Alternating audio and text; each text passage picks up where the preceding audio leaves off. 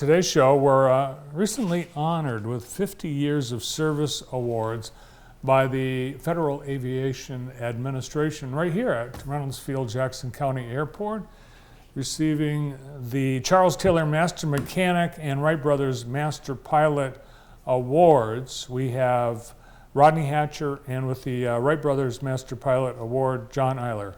Welcome to the show. Thank you. Thank you. And congratulations, 50 years. 50 years. Flying. Yeah. And you guys, are you still flying now? We Yes. still are. Awesome.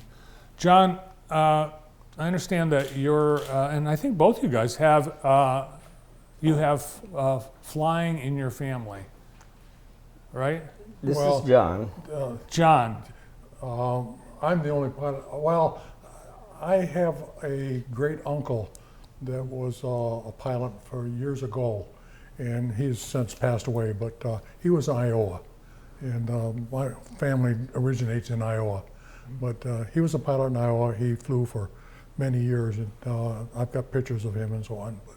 But he gave me my first airplane ride in 1953, I think it was. And I started flying in Mother's Day of 1973. Tony Hurst, which got his award this weekend as well, started a school, an aviation pilot school on Mother's Day, before Mother's Day, but he had a couple of instructors and a couple of airplanes, and he was giving away $5 introductory rides. And I took the ride on Mother's Day in 1973 and been flying ever since. You got the bug. I'm sorry. You got the bug. Yeah, I got the bug. Yes, I did. Yeah, yep. And Rodney, how did you get interested in being a pilot? My dad was a pilot. Mm-hmm. He flew during World War II. And then after he got out of the war, he went to college, met my mom. I came along, and then they went to Mexico.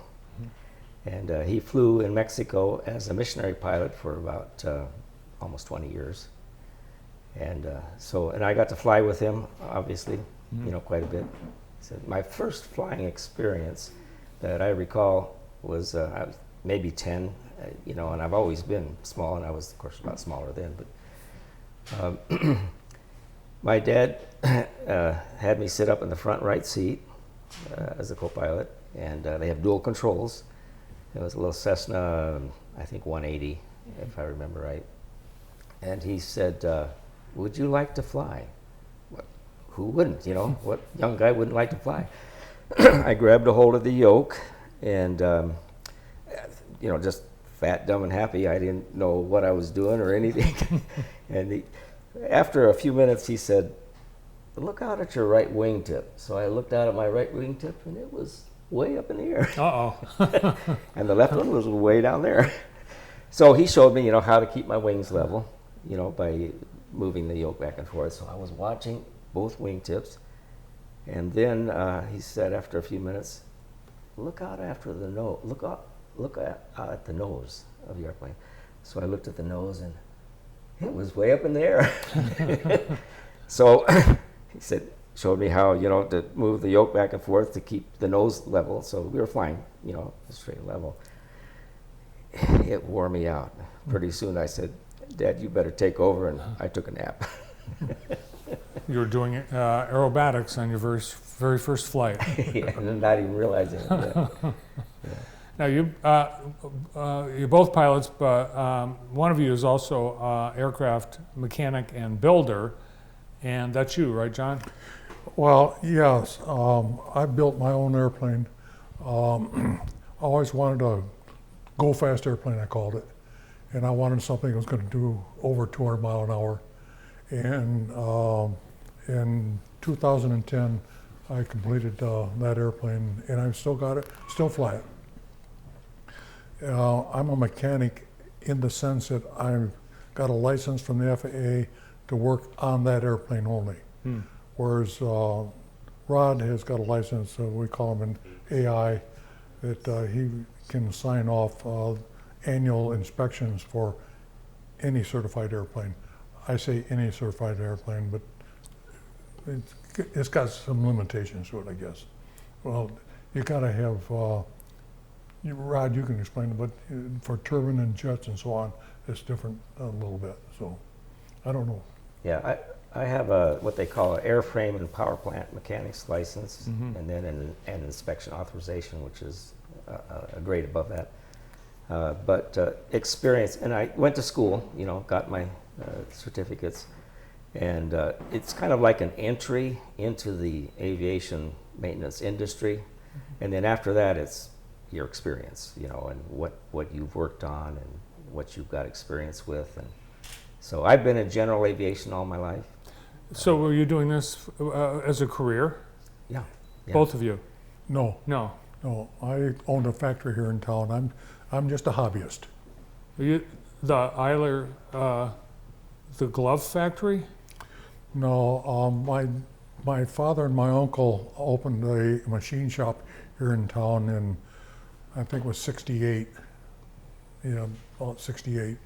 And they since have sold the factory off to other family members and is still operating. But I had my factory out in Parma. It was called Tripling Manufacturing. Long story, but they owned a piece of property and they decided that they had to do something with the building on it. And the three of us got together one night and we decided we were going to open another factory, and I was in charge of that.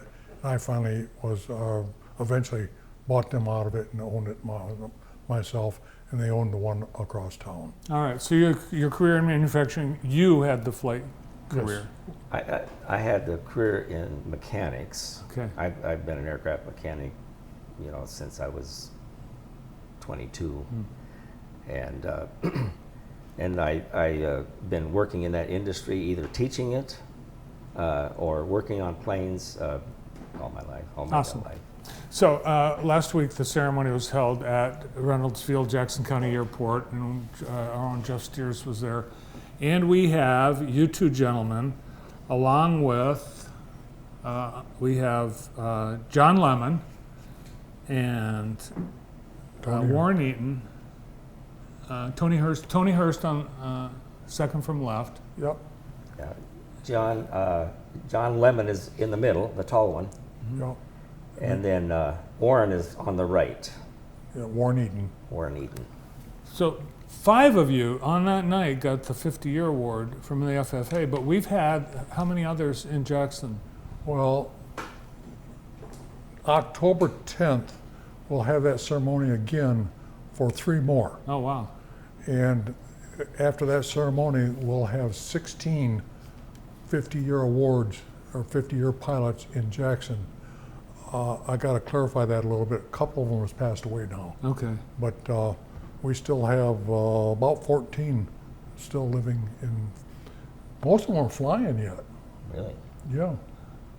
If we didn't have Reynolds Field, we wouldn't have, obviously, all these pilots. We actually have to have an airport in order for you guys. That does help. Yeah. Yeah. But it seems like our community has a pretty deep and rich aviation history. Yes, it does. In fact, as in World War II, I think I don't know whether junior college was there. I don't think it was there yet. But anyway, there was a school to teach pilots for the aviation needs for World War II. A lot of them came out of Jackson. And a lot of World War II fighter pilots in Jackson, bomber pilots, navigators, whatever. Yeah, and also during the war, we had Civil Air Patrol Yes. squad right here that Yes. practiced exercises all throughout. Yep. So, you built your own plane. That scares me.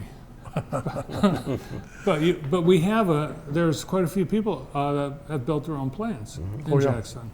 Yeah, there's probably 20, 30 people that have built an airplane in Jackson.